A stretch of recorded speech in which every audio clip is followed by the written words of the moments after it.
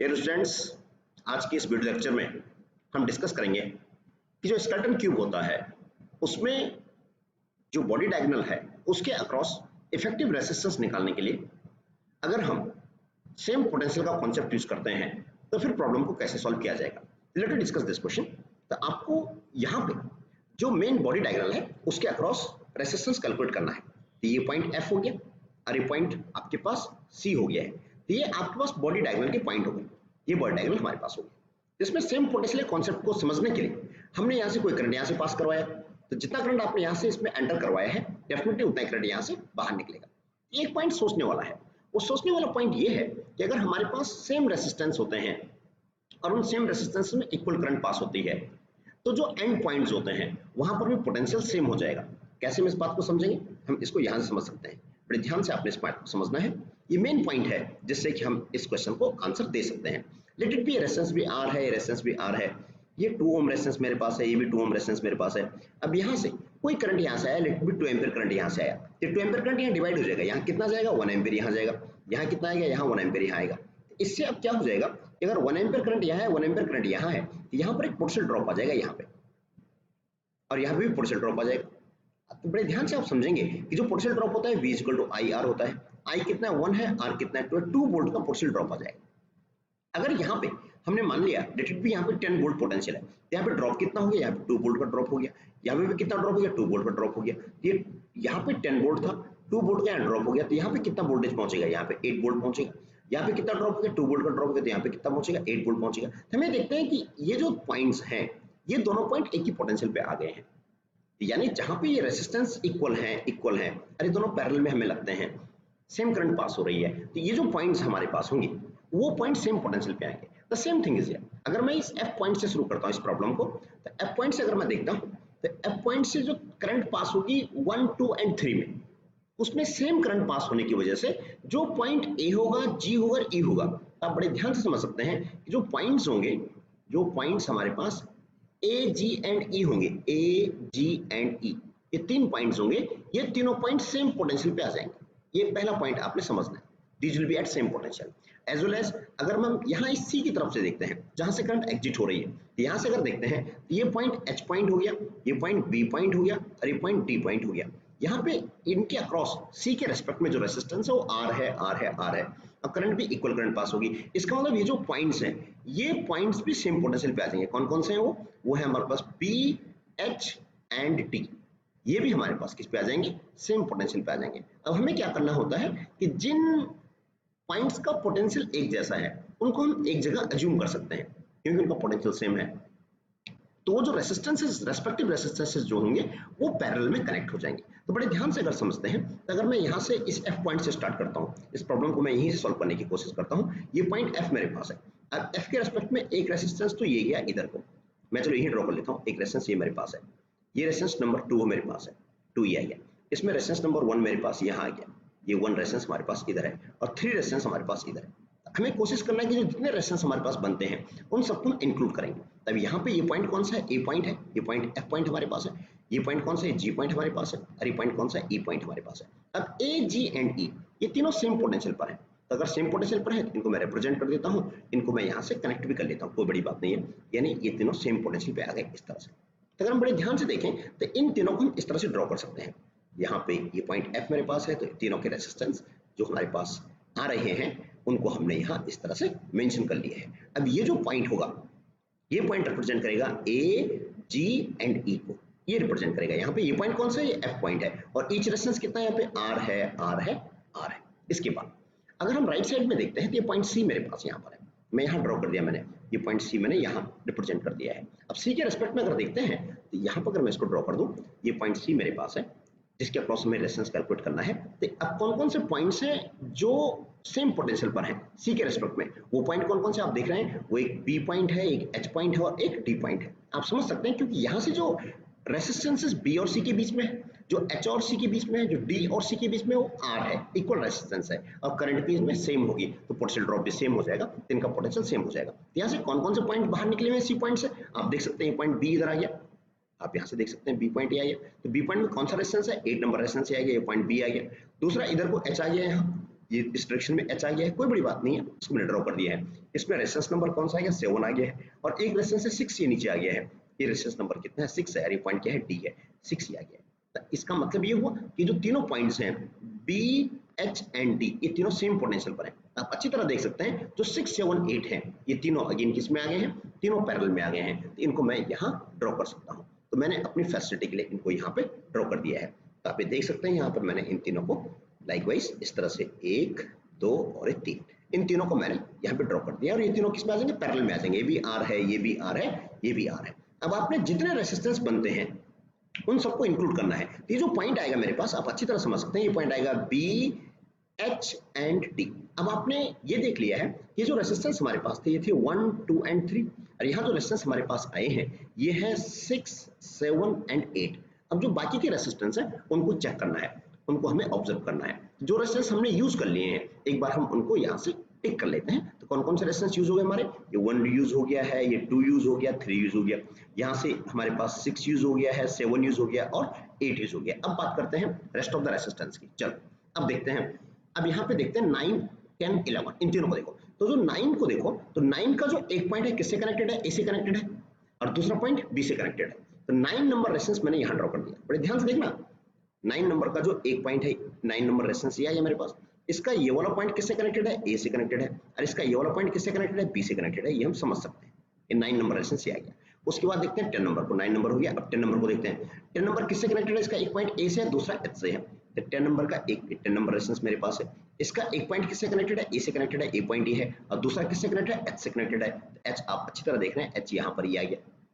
उसके बाद बच गया 11 नंबर। 11 नंबर को देखें तो इसका एक पॉइंट बी से, एक का जी से है, तो बी तो ये रहा और दूसरा जी यहाँ पर है। तो यानी जो 11 नंबर आएगा उसको हमने यहाँ ड्रॉ कर लिया है। जैसे 11 नंबर रेसिस्टेंस, इसका एक पॉइंट यहाँ कनेक्ट हो गया, एक पॉइंट इसका यहाँ कनेक्ट हो गया। उसके बाद जो बच गए हैं उनको हमें यूज करना है। यहाँ से 4 नंबर बचा हुआ है, 4 नंबर में ध्यान से देखेंगे, इसका एक पॉइंट किससे है, डी से है, एक किससे, ई से है। तो एक का डी से है, डी पॉइंट हमारे पास ये है, और एक कौन सा है, ई पॉइंट ये आ गया। तो 4 नंबर रेसिस्टेंस मैंने यहाँ पे ये ड्रॉ कर दिया। इस द 4 नंबर रेसिस्टेंस है, इसका एक पॉइंट यहाँ जाएगा, तो एक पॉइंट इसका यहाँ जाएगा। उसके बाद 5 नंबर को देखते हैं। 5 नंबर का क्या है, एक डी से कनेक्टेड है, एक जी से कनेक्टेड है, एक डी से कनेक्टेड है और दूसरा जी से कनेक्टेड है। यानी 5 नंबर भी हमारा यहाँ आ जाएगा।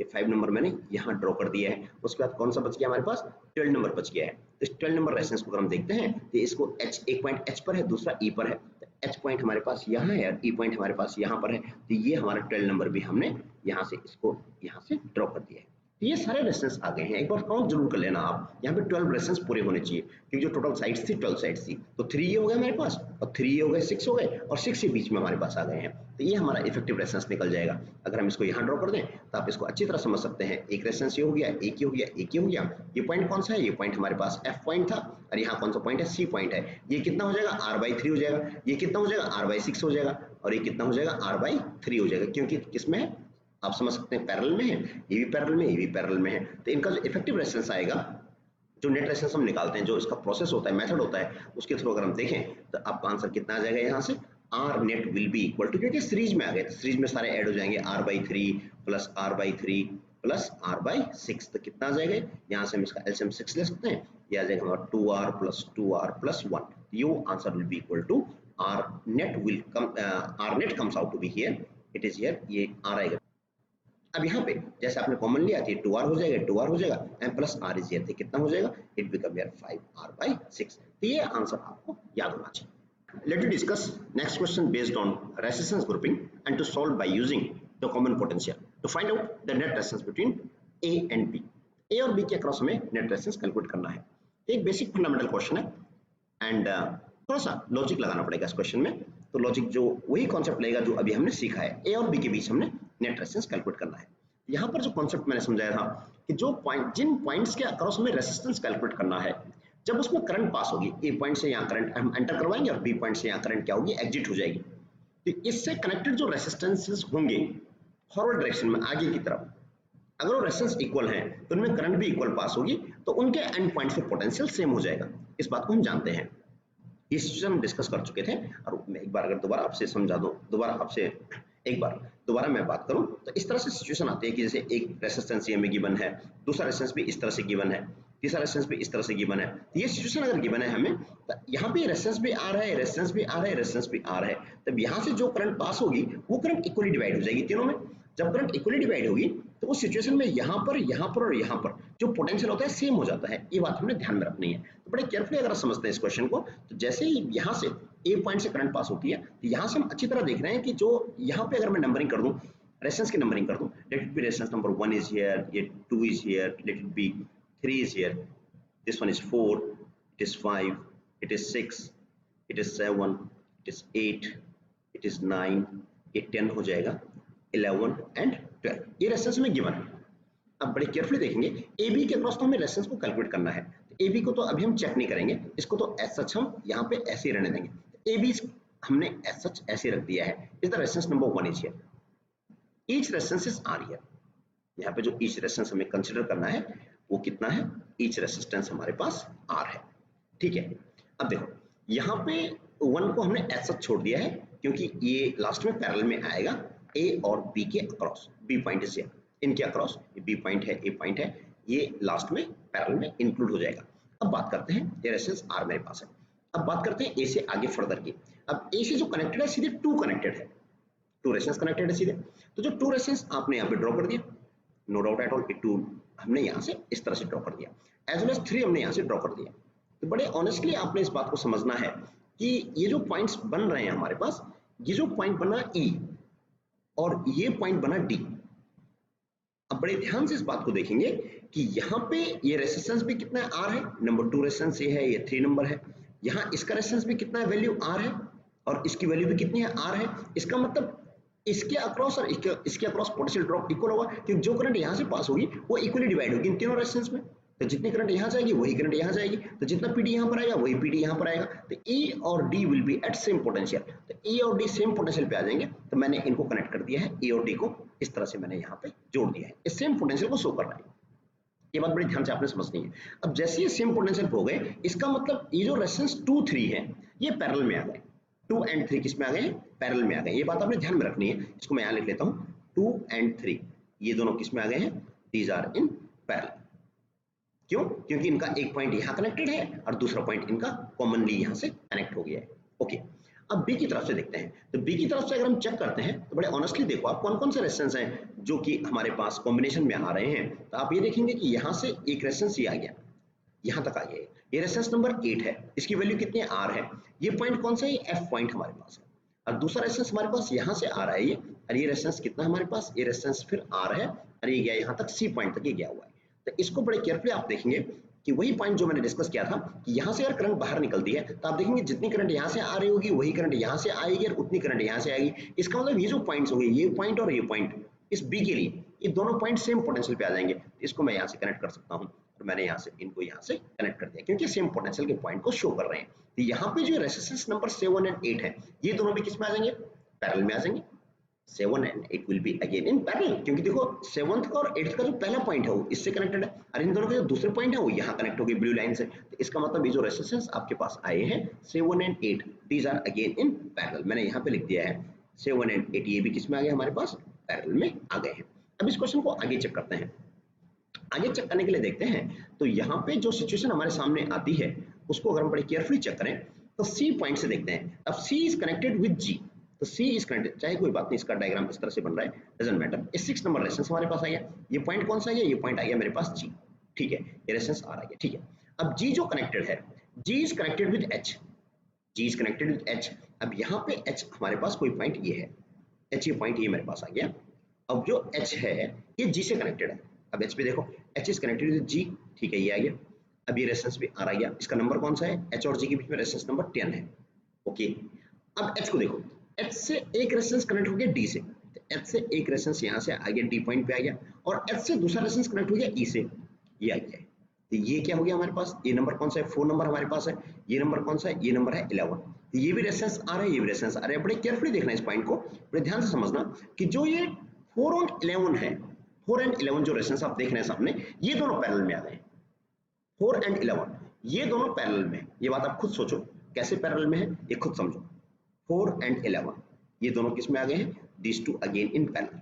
कैसे, क्योंकि देखो 4 and 11 का जो पहला पॉइंट है, 4 का पहला पॉइंट ये है, वो H पे आ गया, और 11 का पहला पॉइंट है वो भी एच पे आ गया। 11 का जो दूसरा पॉइंट है वो यहाँ से ब्लू लाइन से कनेक्टेड है, अब 4 का दूसरा पॉइंट भी ब्लू लाइन से कनेक्टेड हो गया। तो ये 4 एंड 11 किस में आ जाएंगे, ये पैरेलल में आ जाएंगे। ये हेल्प हमें बाद में मिलेगी जब हम इस क्वेश्चन को आगे डिस्कस करेंगे। अब देखते हैं जी पॉइंट को, तो जी पॉइंट फिर कनेक्टेड है एफ से, G is connected with F here. Easily समझना इस पॉइंट को, आप यहाँ से देख सकते हैं जी और एफ के बीच में रेजिस्टेंस कितना है, 9 है, तो G is connected with F here, तो जी को हम एफ से कनेक्ट कर लेंगे।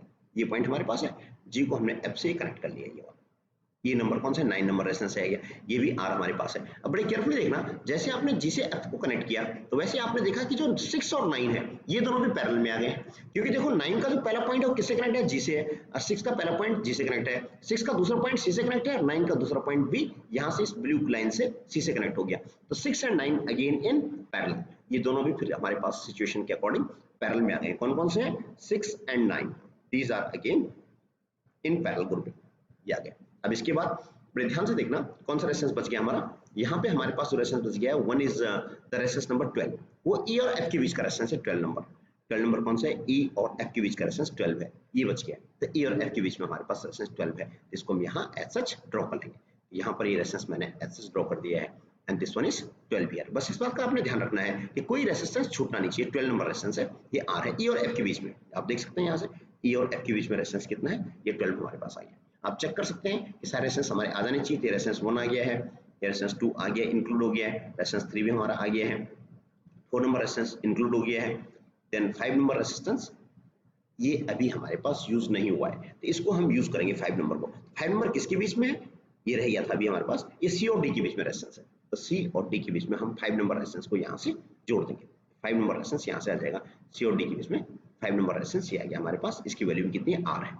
सी और डी के बीच में आपने इसको कनेक्ट कर दिया है, 5 नंबर भी आ गया। उसके बाद 6 नंबर यस यूज हो गया है, देन 7 नंबर यूज हो गया है, 8 नंबर ये भी सर्किट में आ गया है, 9 नंबर इंक्लूड हो गया है, 10 नंबर यस ये भी इंक्लूड हो गया, 11 नंबर ये भी इंक्लूड हो गया, 12 नंबर ये भी इंक्लूड हो गया। इन दिस में आपका जो डायग्राम है ये बन गया है। अब इस डायग्राम में बड़े ध्यान से जो रेजिस्टेंस हमने पैरेलल में लिखे हुए हैं उनको हम अलग से पैरेलल में ड्रॉ कर देंगे, और वहां से फिर आपका आंसर आ जाएगा। जो सीरीज में बनेगा उसको सीरीज में ड्रॉ कर देंगे, जो पैरेलल में बनेगा उसको पैरेलल में हम ड्रॉ करके अपने आंसर को यहाँ से फाइंड आउट कर लेंगे। बहुत केयरफुली समझिए, यहाँ पे जो रेजिस्टेंस हमारे पास था as such, resistance as such है, this one is A B है, ये हमारे पास ए बी एज सच है, इसको हमने कोई चेक नहीं किया, ये रेजिस्टेंस हमारे पास आर है। सेकेंड पॉइंट, अब यहाँ पे जो ये 2 रेजिस्टेंस आप देख रहे हैं, कौन से 2 एंड 3, ये किसमें पैरेलल में है, तो 2 3 पैरेलल में है, तो इसका मैंने 2 3 का कॉम्बिनेशन मैंने यहाँ ड्रॉ कर दिया है, 2 3 कॉम्बिनेशन मैंने यहाँ से ड्रॉ कर दिया, ये पैरेलल में है। आप इसको लिख सकते हैं, पैरेलल में अगर रेजिस्टेंस होते हैं तो ये हो जाएगा r/2, ये 2 3 आ गया मेरे पास, रेजिस्टेंस 2 एंड 3 एक साथ इनका कॉम्बिनेशन मैंने दे दिया है, क्योंकि ये भी r है और ये भी r है, तो इनका पैरेलल में क्या r/2 हो जाएगा। अब ये पॉइंट कौन सा है हमारे पास, ये हम एक के लिए बात कर रहे थे, तो ये जो पॉइंट आएगा मेरे पास, ये पॉइंट आएगा E और D, इस पॉइंट का नाम क्या होगा, ED। इसके बाद अब हम देखें ED से आगे अगर हम चलते हैं तो ये आएगा 4 एंड 11, तो 4 एंड 11 फिर ये पैरेलल में हमारे पास आ गया। ये रेजिस्टेंस कौन कौन से हैं, 4 एंड 11 रेजिस्टेंस हैं, और इनकी वैल्यू कितनी आ जाएगी, r/2 आ जाएगी, क्योंकि किसमें है, दोनों पैरेलल में 4 एंड 11। ये पॉइंट जो हमारे पास आया था ये वाला, दिस पॉइंट इज H है, ये H पॉइंट हमारे पास है, यानी ये पॉइंट क्या आ गया मेरे पास, H पॉइंट ही आ गया, ये H पॉइंट हमने यहाँ पे मेंशन कर लिया है। H के आगे चलते हैं तो फिर ये क्या आ गया हमारे पास, R आ गया, ये 10 नंबर रेजिस्टेंस है, इसकी वैल्यू भी R है, और ये पॉइंट कौन सा आ गया मेरे पास, ये पॉइंट G पॉइंट आ गया। अब G से आगे देखते हैं, जो 9 और 6 है, आप देख सकते हैं 6 और 9, 6 और 9 किस में है, दोनों पैरेलल में है, तो 6 और 9 अगर पैरेलल में है तो यहाँ पर मैं इनको पैरेलल में शो कर सकता हूँ, 6 9 को हमने यहाँ से ड्रॉ कर दिया। ये रेजिस्टेंस कौन का है, 6 एंड 9 आ गया, और इसका आंसर कितना हो जाएगा, r/2 क्यों आ जाएगा, क्योंकि पैरेलल में है 6 और 9। अब 6 और 9 का जो सेकंड पॉइंट है, एक पॉइंट तो G से कनेक्टेड है और सेकंड पॉइंट किसका है, F एंड C से कनेक्टेड है, तो ये क्या हो जाएगा, FC, यहाँ पर ये पॉइंट आ जाएगा मेरे पास, F एंड C पॉइंट हमारा ये आ गया है। और उसके बाद अगर हम देखें, इसके बाद जो 7 एंड 8 है, इनका एक पॉइंट FC से कनेक्टेड है, 7 और 8 का, इनका एक पॉइंट F और C से कनेक्टेड है, दूसरा पॉइंट B से कनेक्टेड है, तो वो रेजिस्टेंस हम यहाँ ड्रॉ कर लेते हैं, वो रेजिस्टेंस हम यहाँ से ड्रॉ कर लिया मैंने, ये रेजिस्टेंस मैंने ड्रॉ कर दिया, ये पैरेलल में आ जाएंगे हमारे पास। 7 8 किसमें, आप देख सकते हैं ये दोनों किसमें, पैरेलल में है, तो पैरेलल का आंसर कितना होता है, r/2 हो जाएगा, तो ये भी r/2 हो जाएगा। ये कौन सा नंबर है, 7 एंड 8 है, तो ये सिचुएशन यहाँ पे बन जाएगी। अब जो रेजिस्टेंस बच गए हैं कौन कौन से हैं, वो रेजिस्टेंस है, एक तो ये 12 नंबर रेजिस्टेंस है, जो किसके बीच में है, E और F के बीच में, ये वाला, ये भी यूज नहीं हुआ था हमारा, तो E और F के बीच में हम इसको जोड़ देंगे, E और F के बीच में ये यहाँ से आ जाएगा 12 नंबर रेजिस्टेंस, E और F के बीच में ये आ जाएगा, E और F के बीच में R आ जाएगा। अब दूसरा रेजिस्टेंस कौन सा है, D और C के बीच में है, D और C के बीच में एक R रेजिस्टेंस है, 5 नंबर रेजिस्टेंस ये रह गया था हमारा, इसको यूज करेंगे। ये 12 नंबर हमारा ये आ गया है और 5 नंबर हमारे पास रह गया है, तो 5 नंबर रेजिस्टेंस यहाँ से आकर के D और C के बीच में है, C पॉइंट हमारा ये है, ये यहाँ जाएगा। और रेजिस्टेंस कौन सा हमारा, रेजिस्टेंस नंबर 5 है और इसकी वैल्यू कितनी है, R है।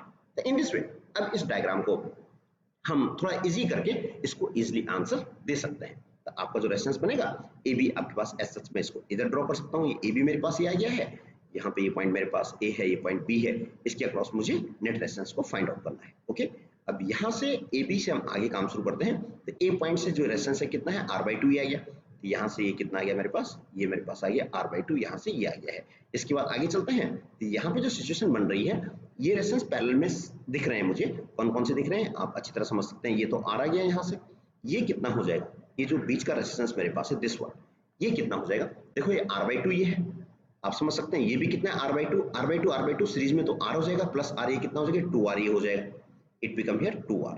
और यहाँ जो रेजिस्टेंस है ये भी कितना मेरे पास है, ये R रेजिस्टेंस यहाँ से ये आ गया है। अब इसके बाद हम आगे चलेंगे, आगे चलते हैं तो फिर हमारे पास एक रेजिस्टेंस कितना होता है, R/2 होता है, और वो R/2 रेजिस्टेंस मैं यहाँ ड्रॉ कर दिया मैंने। इस तरह से सिचुएशन आपके पास आ जाएगी। R/2 आकर के किस पे मिल गया, पॉइंट बी पे मिल गया ये R/2 इस ईयर। अब इन तीनों को सॉल्व करके, ये तीनों किसमें पैरेलल में है, तो इसको हम आंसर दे सकते हैं। सिचुएशन हमारी सिचुएशन ऐसी बन जाएगी, ये R ये हो गया हमारे पास, और यहाँ से ये मेरे पास R/2 है, और यहाँ से ये R/2 हो जाएगा, और यहाँ पे दिस वन इज R/2, इस पॉइंट के क्रॉस में निकालना है, इस पॉइंट के क्रॉस में निकाल रहे हैं। ये कितना था, ये हमारे पास R/2 था, और फिर ये पूरा सॉल्व करके आ जाएगा मेरे पास, ये सॉल्व करके it comes out to be 2R/5।